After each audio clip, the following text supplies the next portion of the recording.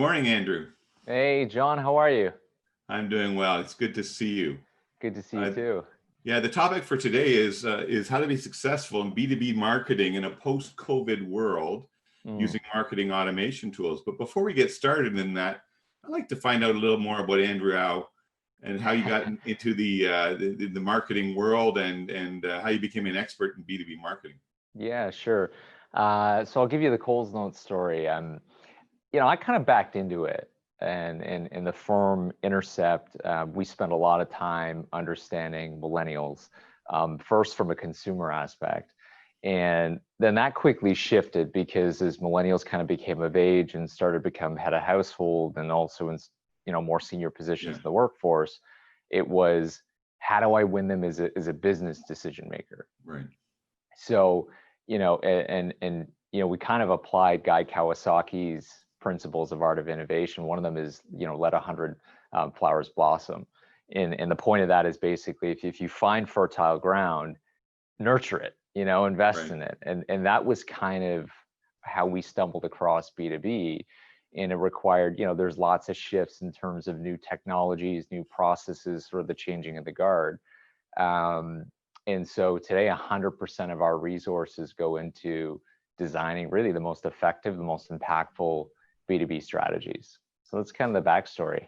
That's great. No, and it's a very, very interesting field, B2B marketing. It's much Yeah. very complicated. We'll get into that in just a minute. I did also want to ask you a little bit about the CMA, Yep. perhaps a hometown question, but like tell me what you do with the CMA and the value that you get out of it. Yeah. So I'm one of the council leads for the B2B Council. So I co-pilot the council with Jeff Lancaster from LinkedIn.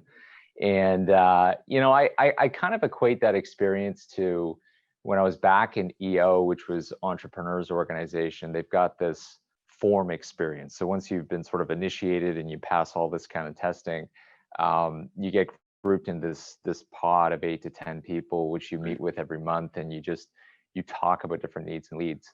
That's really the value, I think, with council. I think every council member really has that opportunity to share needs and leads, right? So as you think about, well, hey, we need to figure out how do we get this marketing automation right, or I've got this great tip on change management with, last year Karen Nguyen from Rogers, she brought in a change management expert, and they actually shared a lot of good frameworks that the council members got a lot of value from. So to me, it's needs and leads. We're in this together. We're trying to navigate markets that feels like it's changing by the week. Right. But yeah, that's really one of the biggest advantages. Terrific. Yeah, and I think during this period of time, those abilities to connect with people virtually have been a lot of the benefit of it is really being seen in this world. Let's get to the topic at hand, though. And let me start by saying I'm a huge fan of marketing technology. I always have been. And the purveyors of marketing technology are incredible companies. I also know that a lot of companies who spend a lot of money on the marketing technologies never get the bang for their buck out of it. The return on investment is never realized. Yeah. Some do. Do you agree with that statement? Yeah, I would say, John, if you think about it publicly, 75% of organizations are getting value or seeing success.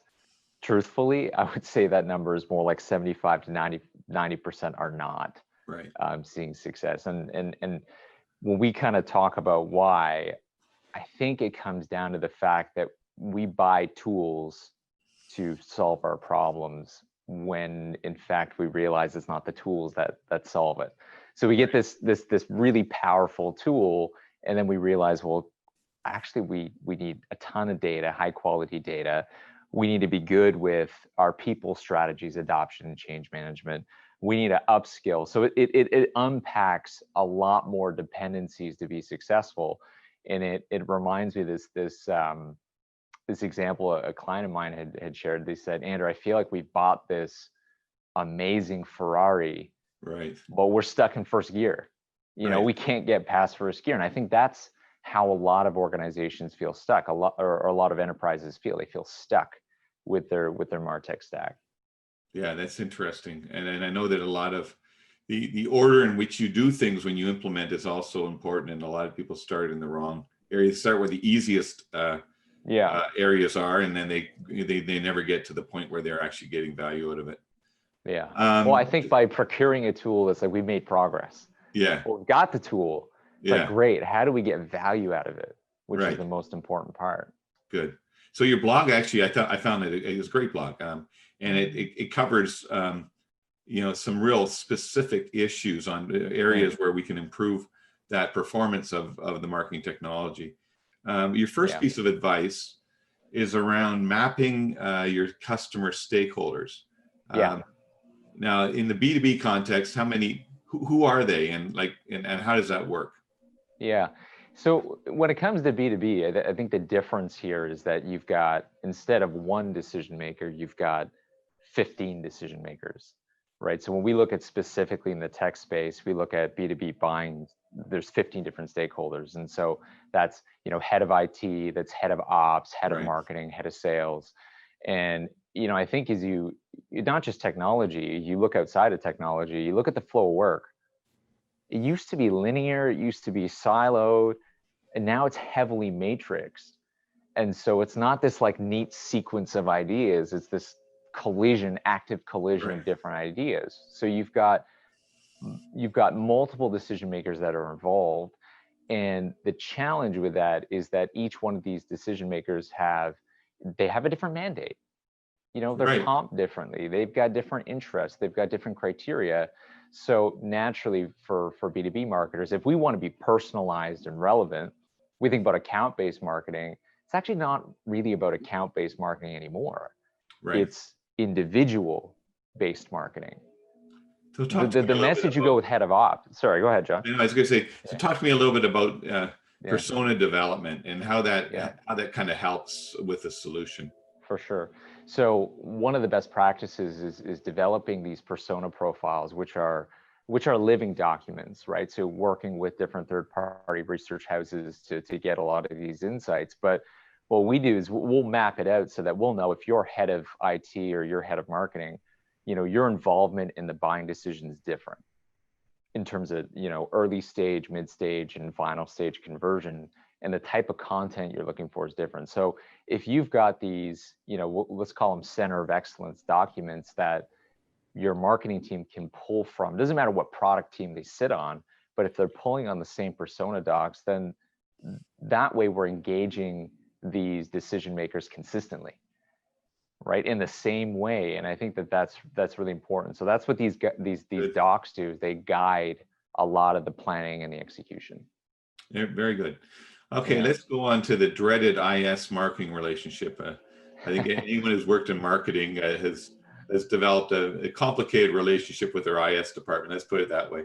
And I think as you mentioned earlier, it's because there's different goals and aims, and often different psychologies involved. But at the end of the day, it's all about the data. So how does that work? How does that work? How do you initiate those conversations with the IS department? Yeah, John, I think this is probably one of the most important conversations that's happening right now, because, I would say we're collecting way more data than we've ever had before in multiple different formats and different sensors and different parties and first party data and third party data. We have more data than ever before, but it's not about data collection. It's about how you connect the data. Because, I'll give you an example. We were looking at a database with one of our clients, and we looked at, okay, well, how do we execute this ABM strategy? Well, when we looked at the database, there were 20 different parent accounts for the same organization. Wow. So how do you get personalized when you don't have a single source of truth? And so as a marketer, if there's distrust in the data, well, you're not going to use it. That's what leads ultimately to low utilization of these tools, is that it's powered by data, but we don't trust the data because we don't know if it's right. Frankly. And so that's why, we see the rise of CDPs, customer data platforms, that's really kind of taken center stage, right, in this conversation. Because finally, or the concept anyway, is that we can plug into multiple different data sets to now have one view of one customer, which is really how it should be. But Right. we're just ingesting so much data that it's really hard to make sense of it and actually turn it into actionable insights Right. to actually impact campaigns. Good. That's great. Yeah. Okay, and then moving from the IS world to the sales world, it's like a trip around the world. I remember, as it relates to marketing and sales, I remember a conversation at an event a couple of years ago with Tiff Macklin, current governor of Canada, Bank of Canada governor, and he was asking me the question, what comes first, marketing or sales? Who drives who? Who's more valuable? Sales, or sales part of marketing? And I actually corrected him and said, well, that's actually two questions, but it all depends on your environment. So how can sales help, and vice versa, in terms of getting success with your end customer? It's a good question. I mean, I think that marketing, where we're heading is we've been on this journey for a number of years, which is hyper personalization, right? We want to be hyper personalized to our customer needs. Well, if we really want to be personalized, then we need to talk to the person or the team anyway that's closest to the end customer, which is sales. Right. They are dealing with that customer day in and day out. So I think sales is a really good, barometer for, hey, do you think this content's going to be relevant, or do you think this motion may be successful, this strategy? But I think, look, let's call a spade. Right now, getting marketing investments internally is harder than ever, right? So CFOs are asking, how investable is this idea? Is this marketing campaign, right? You want $1 million in spend. How investable is that $1 million, dollars in, dollars out? Well, as a marketer, if you can tie your marketing investments to conversion motions like immersion experiences and offers and things like that, things that sales are excited about, and you start connecting that marketing and sales funnel, that's how you drive impact. That's how you secure investment. I think that is, again, it's like content relevance, but also if you want to be able to secure funds in the organization, you're going to be way more effective if you're going to tie that to a sales motion. Yeah, I think the salespeople know the end point of the consumer purchase transaction in a way that marketers can never get at. Yeah. But on the other hand, salespeople sometimes have a view of the customer which is only sales centric and don't understand what the customer does when they're not in that meeting. So I think that the magic is having them work together. The synergy is having them work together, and I think that's great advice. Yeah, and John, you raise a good point, because I think we have to look, very honestly at how our organizations are structured and how they're motivated. You've got sales and marketing are siloed, and sales and marketing have very different compensation structures. I think the opportunity is, how do we take a lesson from the IT world where you look at DevOps, right? Taking developers and operations people and putting them, in one practice, one team, or now it's DevSecOps, incorporating security within that blended cross-functional team. We need to start thinking about how we blend sales and marketing, and that's something that we've actually been doing with our clients, is actually hiring resources for our clients, both on sales and marketing sides, to create cross-functional pods or teams. And I think that's the future. I think it is blended teams. So it's also like an organizational design challenge that we really need to tackle. It really comes back to the funnel at the end of the day, and like most things, and it comes back to how marketing technology can help on various aspects of various parts of that funnel. And I think that the sales will always be there at the end to help, and that's good.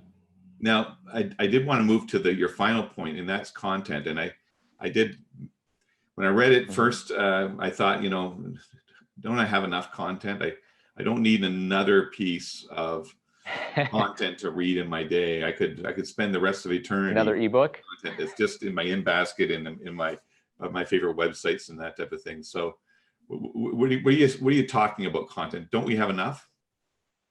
Well, I think we have a lot of content. I don't know if we have a lot of good content. I think the challenge is, we're stressed for budget or trapped for budget. So, we end up in the Canadian market anyway, borrowing a lot of corp assets that are really sales assets, right? Like these are product sheets and solution briefs and stuff like that we have the tendency to skin as thought leadership and we just want to get it out in market because we don't want to waste money on building content. Well, so there's that. I think the other side of it is at the surface level, again, it looks like we've got a ton of content until you start to actually build a journey. Right. And so you say, John, let's go build a journey on DevOps, for example, as a topic area. You may realize that you only have really one good piece of content. Right. And so then we say, all right, we've got this great piece of content. Now what's the next step in the journey? Well, we don't really have time or budget to make another piece of content. Let's just use it, our tele-resource. Let's do a call down. Well, think about that from the customer experience. They download a white paper because they're interested in the topic. They get a call. It's like, hey, John, you ready to buy? We've got a great, DevOps solution for you. And you're thinking, wait, did I even download this ebook or this white paper? And so that's a really fast way, to burn a lead. And so I think that's one of the challenges. I think it goes back to, yeah, we've got a lot of information, but customers are really swimming in the sea of information. What do they need is not really more information, to your point. Right. It's layers of convenience, right? It's helping them make sense of everything around them. Right. And I, lynda.com is such a good example of this need. And so lynda.com, for those that are on the line that aren't as familiar, I mean, the way they started was they basically found the best online resources that were free. Right. And they curate this free content into a curriculum. And then what they did is they took that curriculum and they sold it back to people. And you're thinking, people were dumb enough to buy free content. Right. But if you really think about it, they didn't pay for free content. They paid for the curation of free content.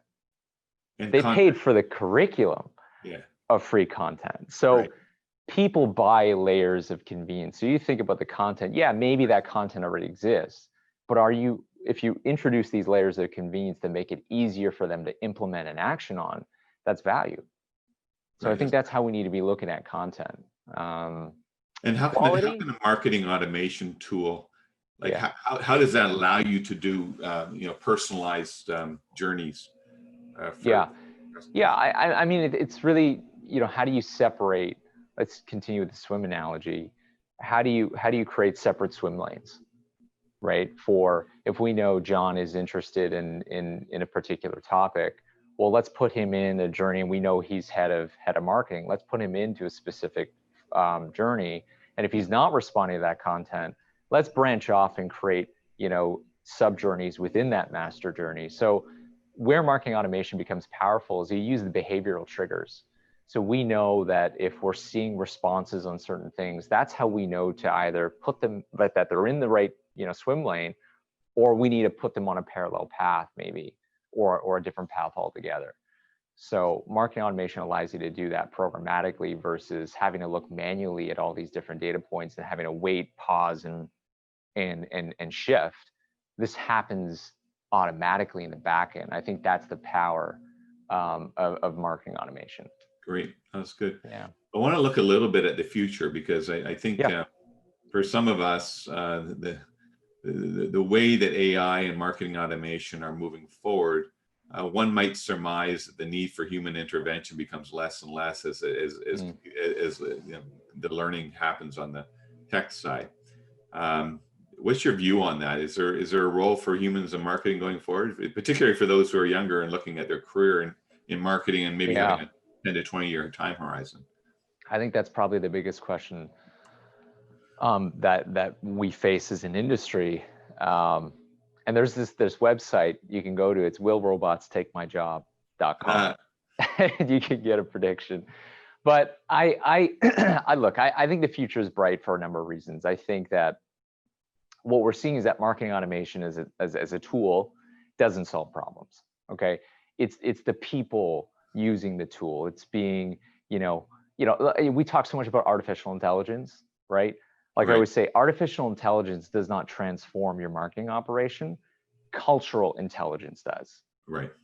Right? Being culturally intelligent with your content and your strategy. So it's the people using the tools, and using the tools effectively is how that drives outcomes. And I think the future is also bright for a second reason, which is a lot of the innovation that's happening on the app dev side is actually posing more of a threat to developers than it is to line of business users. Right. Because the next wave, and the wave that's actually, frankly, it's already here, is the citizen developer movement. And what I mean by that is using these platforms that are what they call no code or low code. And so as a line of business user, if you really understand your business and you understand the customer need, you can build a business application without ever writing a single line of code. And like, I look at people on my team that don't come from a computer science background, that are not developers, that have developed some really awesome business apps using platforms like Power Apps as an example. So to me, I think that's why the future is bright. Is we're seeing it's people that's driving success today with more traditional marketing automation stuff, and we look to the future. It's getting so much easier to be innovative. You don't have to be a developer. That's the point. You don't have to be a developer to innovate. You just need to be a person that understands your line of business and that's passionate about it. Yeah, and understands the science behind marketing. And from my perspective, is psychology and maybe a little bit of sociology, but it's really people that understand how to provoke people into making decisions which are in their best interests. And I think that's what the art of marketing really is, and that's not going to go anytime soon. Yeah. Fundamentals are still that's the importance, right? In many aspects of life, it's back to fundamentals, like the tools that can help automate a lot of the stuff, that can help scale a lot of the success, but you need to use the tool effectively, and that comes down to, again, good fundamentals: knowing your customer, being relevant, collaborating, cross department, cross silos, and iterating, right? Right. No, that's great. And I just wanted to say thank you so much for the time this morning. I mean, I think your topic is vital in these days. How do you get the most out of your marketing technology solution? And the answers are really about what we talked about this morning. So thanks so much for your time, and happy Friday. Always a pleasure. Thanks for having me on, John. Okay, take care.